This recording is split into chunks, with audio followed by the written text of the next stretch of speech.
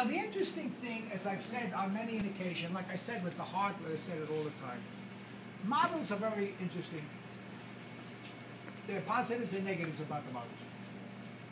The negative thing about a model is that it may not be exactly the same as it is in real life. But the good thing about a model is it's always the same.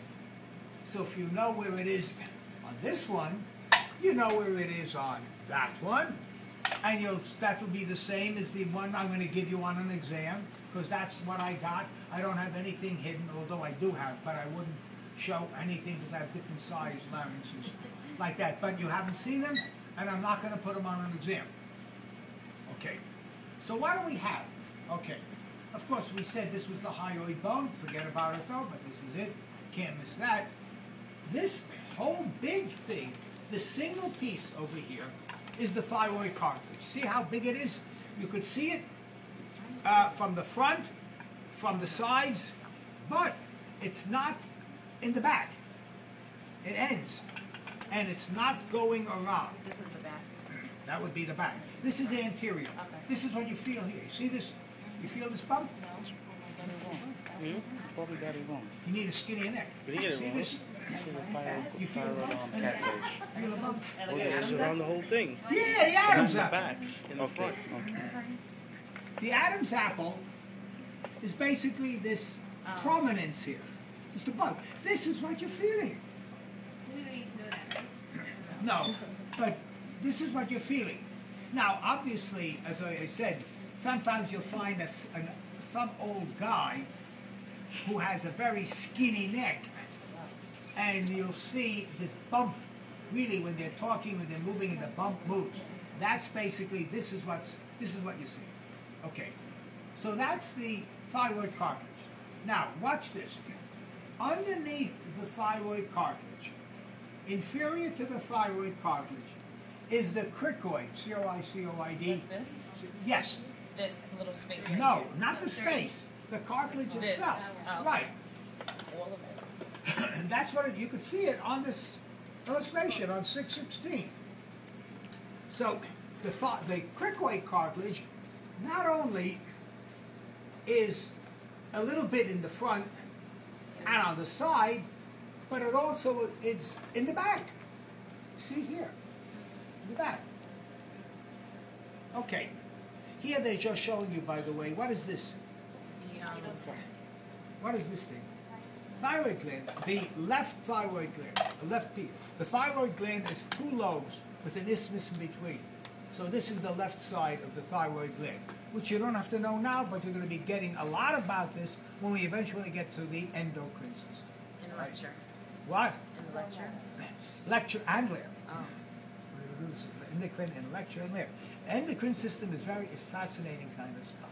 All right?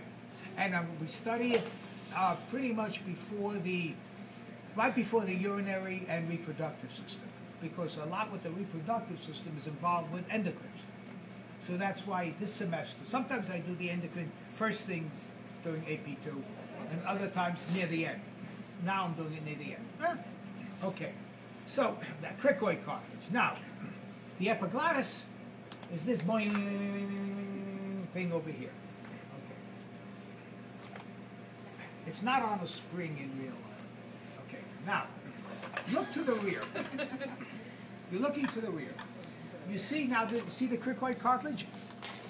Yes. See these things sitting on the cricoid cartilage? That move? They're moving right now.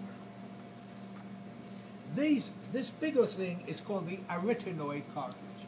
A-R-Y-T. Arytenoid cartilage. Then we have cartilages above, which I'm not asking you to know. The two tips. The tips. Which Actually, you don't have to know them. Actually, the tips have two cartilages. There is this tip here. See the tip? But you know, at the tip of the tip, there's another little cartilage. Oh my goodness. Paired cartilage. And now, the vocal fold, the vocal cord, what they did in the model, which doesn't really, it's not good, is that they took this piece of cloth or whatever it is, right? Is that when we speak? Is that what that is? when you speak, you have these vocal cords, actually, like ligaments, and we're going to talk about them in the lecture, and they will vibrate as the air passes across them, and they will help create the sound. And the sound we make will depend upon the thickness of the vocal cords, the length of the vocal cords, the whole shape of the pharynx, and the bones around it. That's why nobody sounds exactly the same as somebody else. Now you could say when somebody does, like take Frank Sinatra, the singer.